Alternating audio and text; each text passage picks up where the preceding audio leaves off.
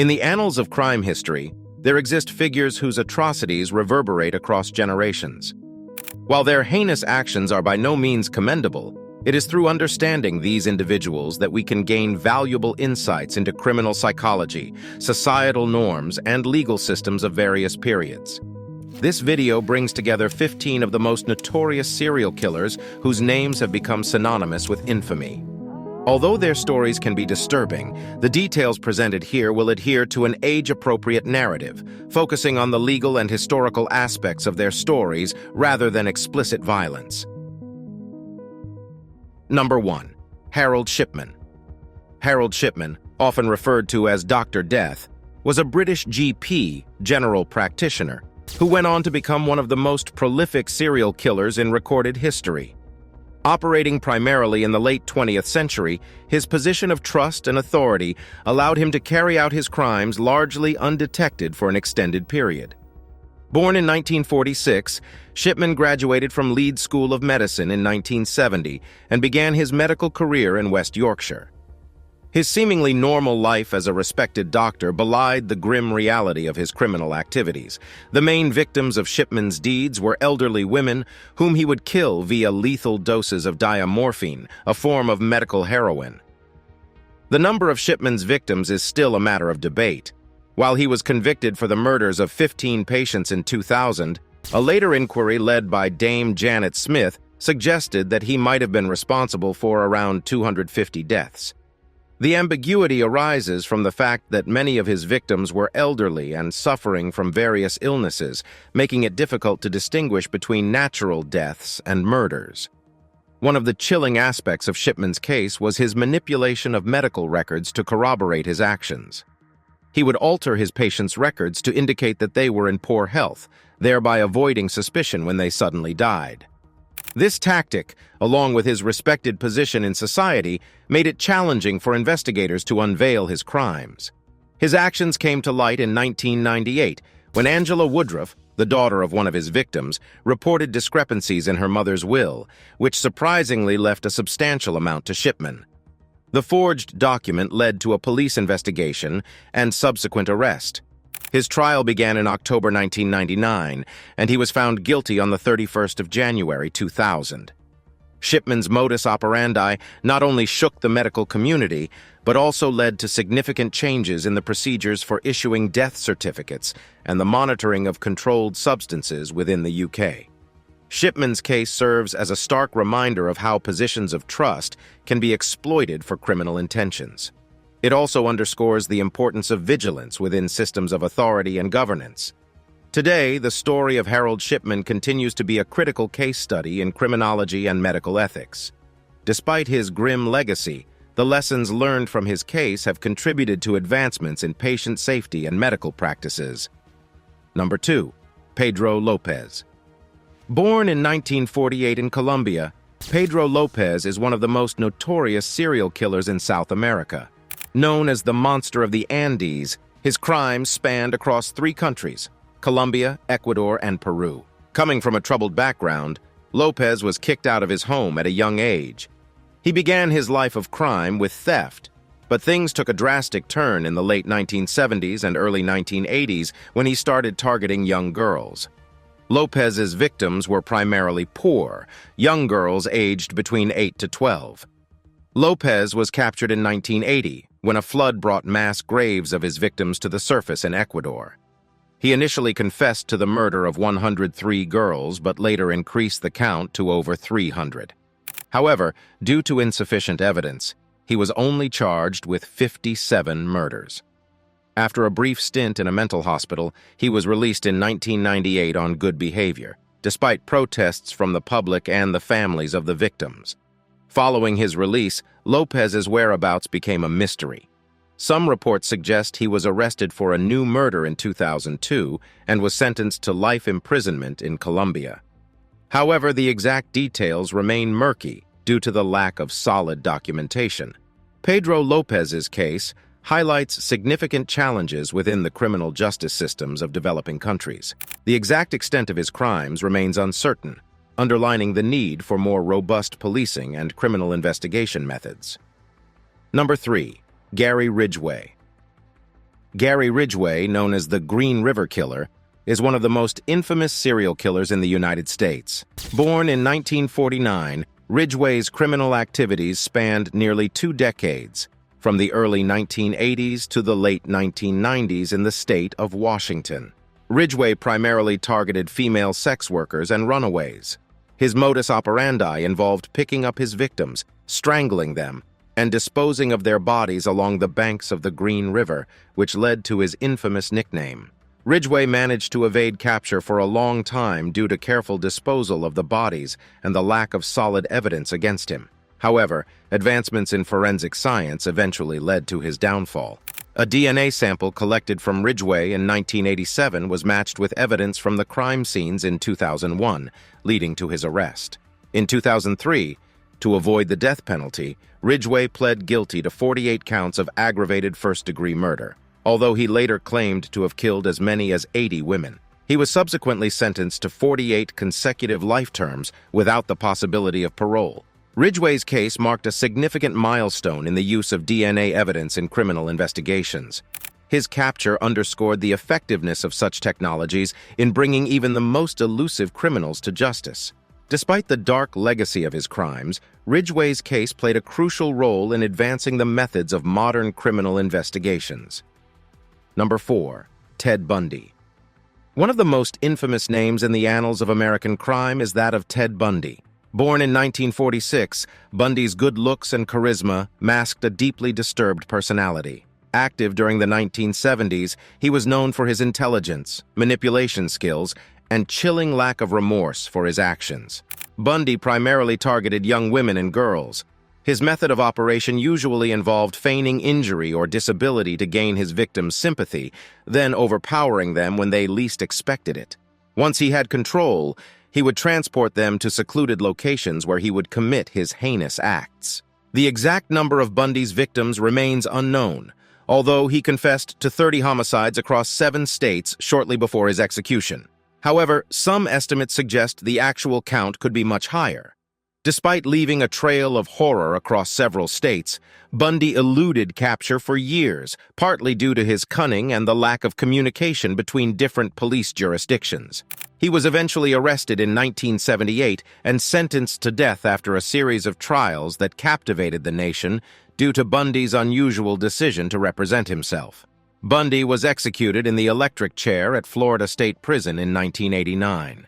His case has left an indelible mark on American criminal history, underscoring the importance of interstate communication in law enforcement and reminding us that appearances can be dangerously deceptive. Number 5. Aileen Wuornos. Aileen Wuornos, often labeled as America's first female serial killer, had a crime record that sent shockwaves across the country in the early 1990s. Born in 1956, Wuornos had a deeply troubled childhood, marked by abuse and neglect. As an adult, she supported herself through prostitution along Florida's highways. Between 1989 and 1990, Wuornos killed 7 men who had solicited her services as a sex worker. Unlike many serial killers who kill for pleasure, Wuornos claimed that she killed in self-defense, asserting that each man had either raped her or attempted to do so. Her killing spree came to an end in 1991 when she was arrested at a biker bar in Florida. The subsequent trial garnered significant media attention, partly due to Wuornos's gender, and partly because she was represented by a legal team keen on selling her story to Hollywood. In 1992, Wuornos was found guilty of 6 murders and sentenced to death. While on death row, she recanted her self-defense claims, stating that she had robbed and murdered in cold blood. She was executed by lethal injection in 2002. Wuornos's story provides a stark insight into how a cycle of abuse and neglect can contribute to criminal behavior. Her case also raises important questions about the portrayal of criminals in media and the ethics surrounding the capital punishment of mentally unstable individuals. Number 6. Richard Ramirez. Known as the Night Stalker, Richard Ramirez terrorized the residents of California with a series of home invasion crimes in the mid-1980s. Born in 1960, Ramirez's criminal career started with petty theft, but quickly escalated to far more sinister activities. Ramirez was infamous for his home invasions, often gaining entry through unlocked doors or windows. Once inside, he would attack the sleeping occupants, subjecting them to brutal physical and sexual assaults before often ending their lives. He took various items from his victims' homes as souvenirs and left satanic symbols at the crime scenes, which added to the public's fear and intrigue. His crime spree lasted from June 1984 to August 1985, resulting in 13 known murders, among other crimes. Ramirez's reign of terror ended when he was recognized from police sketches and captured by a group of civilians in East Los Angeles. During his trial, which started in 1989, Ramirez showed no remorse for his crimes. He was found guilty of 13 counts of murder, 5 attempted murders, 11 sexual assaults, and 14 burglaries. He was sentenced to death but died of cancer in prison while on death row in 2013. The case of Richard Ramirez showcases the dark side of human nature and the importance of community vigilance. It also underlines the crucial role of forensic science and public cooperation in solving complex criminal cases. Number 7. John Wayne Gacy. John Wayne Gacy, also known as the Killer Clown, is another notorious figure in American crime history. Born in 1942, Gacy was respected in his community and known for his performances as a clown at children's hospitals and charitable events, an image that sharply contrasted with his gruesome crimes. Gacy's victims were primarily boys and young men, whom he would lure to his home with promises of work or money. Once at his house, Gacy would overpower them, torture them, and ultimately end their lives.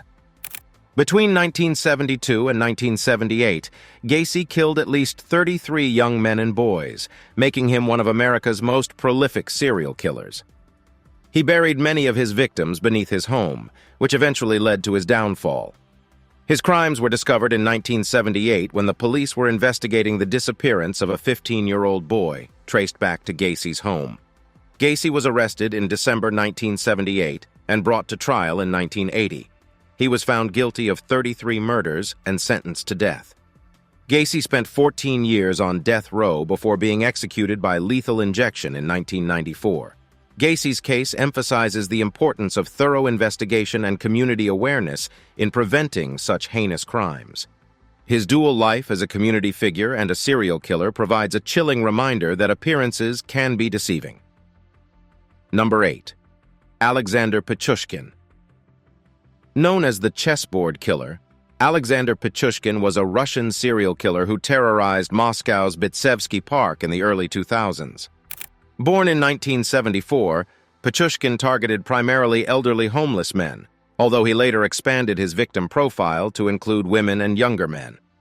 Pichushkin's modus operandi involved befriending his potential victims, often inviting them to share a drink with him in the park. Once his victims were sufficiently inebriated, Pichushkin would bludgeon them to death, often leaving a vodka bottle in the skull's wounds. He also reportedly pushed some of his victims into a sewer pit. The chessboard killer nickname arose from Pichushkin's goal to commit as many murders as there are squares on a chessboard, 64.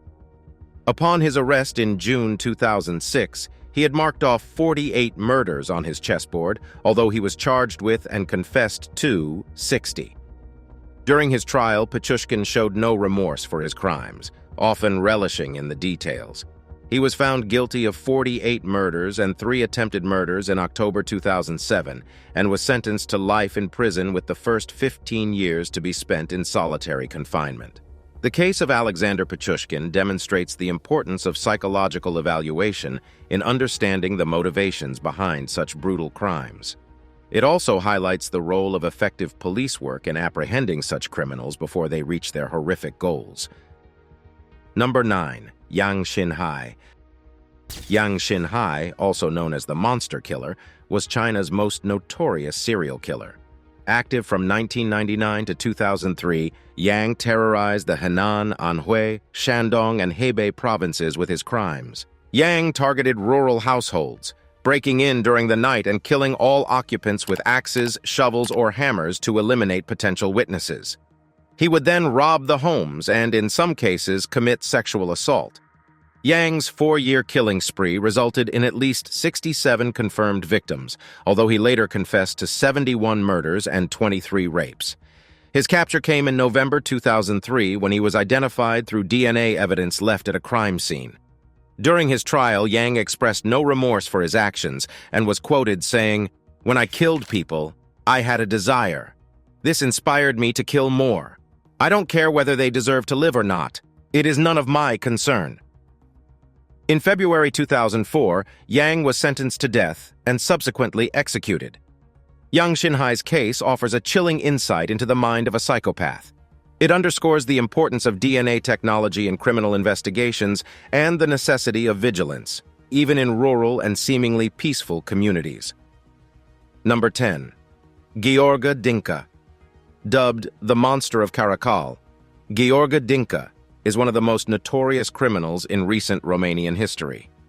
Born in 1952, Dinca's criminal activities came to light in 2019, although his violent actions spanned many years prior.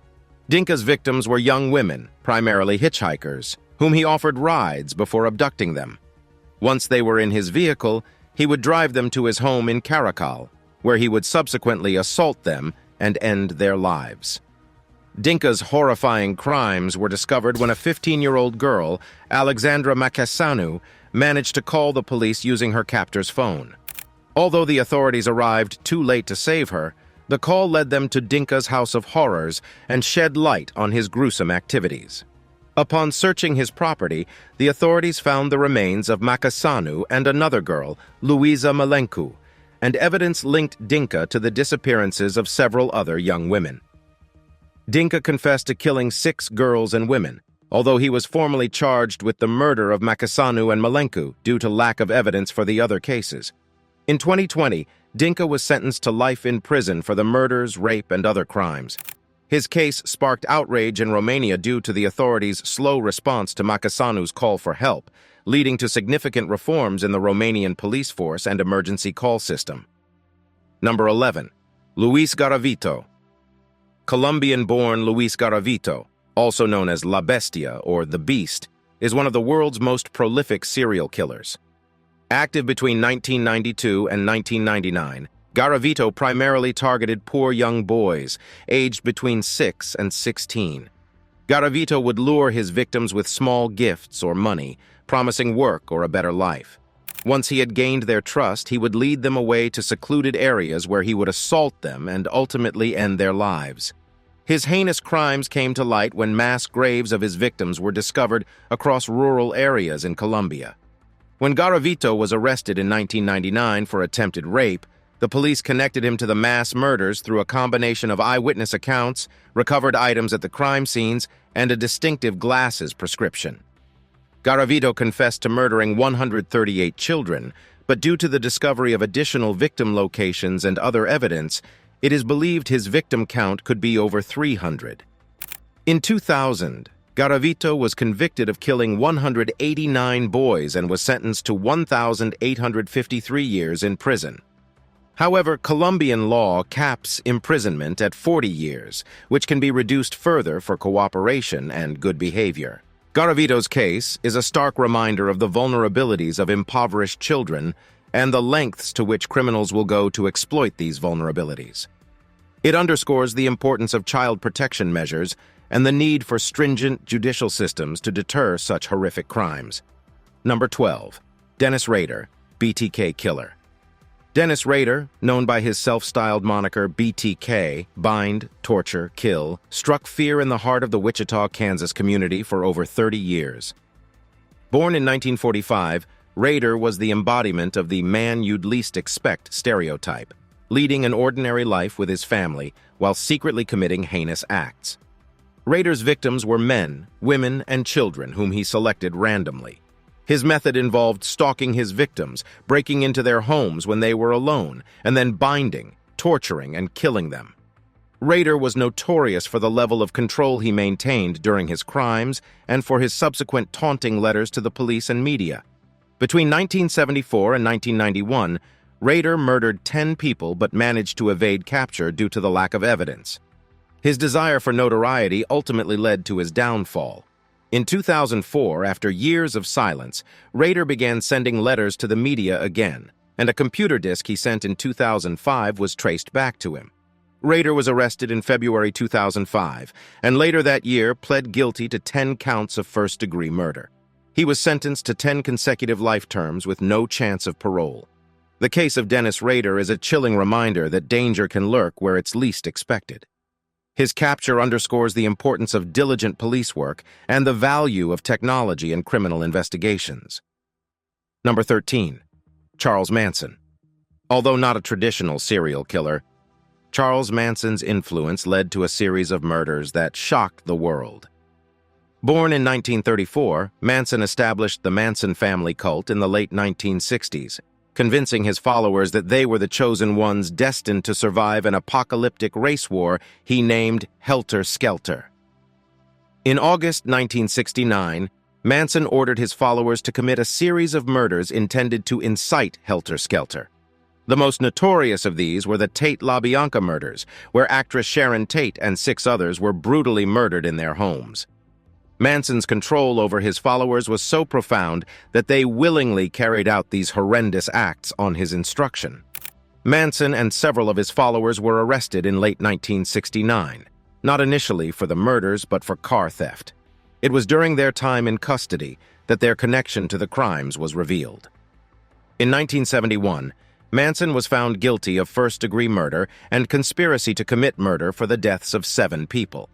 He was initially sentenced to death, but this was automatically commuted to life imprisonment when California temporarily abolished the death penalty in 1972. Manson remained in prison until his death in 2017. Manson's case serves as a stark reminder of the power of manipulation and the susceptibility of individuals searching for belonging. It underscores the danger of charismatic leaders exploiting their influence for harmful purposes. Number 14. Zodiac Killer. The Zodiac Killer is an unidentified serial killer who operated in Northern California from the late 1960s to the early 1970s. Unlike the other criminals discussed in this video, the identity of the Zodiac Killer remains a mystery, making his case unique and profoundly unsettling.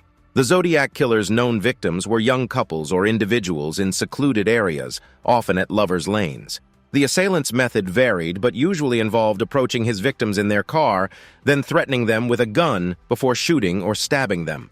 The first confirmed Zodiac killings occurred in December 1968, when 2 high school students were shot and killed in their car in Benicia, California. In July 1969, another couple was targeted in Vallejo, with the man surviving despite serious injuries.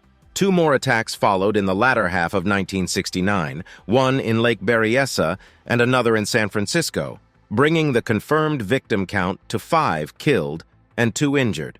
The case of the Zodiac Killer serves as a chilling reminder of the calculated cruelty that some individuals are capable of and the terror such a person can inflict on a community. This case emphasizes the crucial role of media in public safety, both as a means of spreading awareness and potentially provoking the criminal, as seen with the Zodiac's letters. Additionally, the Zodiac case has had a significant impact on popular culture and has been the subject of countless books, movies, and television shows, attesting to the enduring public fascination with unsolved mysteries. Although the case remains open and the identity of the Zodiac Killer unknown, it continues to be an essential reference point in discussions on criminology, criminal profiling, and forensic science. In the end, while the Zodiac Killer's crimes were undeniably horrifying, the lessons learned from this case continue to influence law enforcement techniques and strategies. These methods aim to ensure that future Zodiacs can be identified and brought to justice more swiftly, providing some solace in the face of such chilling crimes. Number 15. Andrei Chikatilo. Andrei Chikatilo, also known as the Butcher of Rostov or the Red Ripper, is one of Russia's most notorious serial killers. Chikatilo was active from 1978 to 1990, during which he committed a series of gruesome murders that shook the Soviet Union and later, the entire world.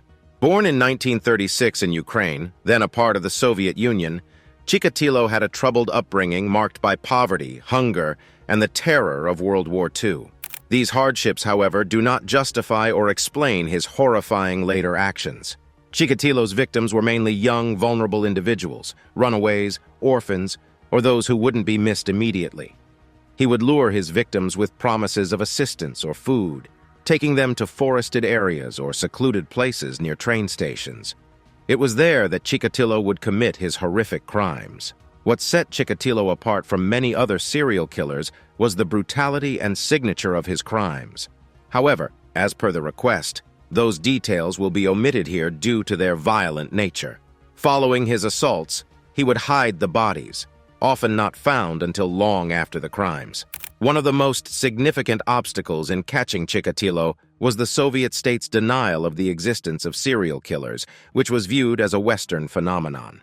This hindered the progress of the investigation, as did numerous bureaucratic obstacles and a series of errors, including the arrest and execution of an innocent man, Alexander Kravchenko, for Chikatilo's first known murder. The turning point in the case came in the early 1990s when Detective Mikhail Fetisov and criminal profiler Alexander Bukhanovsky became involved. Bukhanovsky developed a profile of the killer that matched Chikatilo, while Fetisov coordinated a massive manhunt. Furthermore, Chikatilo's case led to significant changes in the way the Russian public and the state dealt with crime. It shattered the myth that serial killers were solely a Western phenomenon and highlighted the need for modern scientific methods in crime solving. Despite the horror and tragedy of Chikatilo's crimes, the lessons learned in the wake of his capture have hopefully served to make society safer.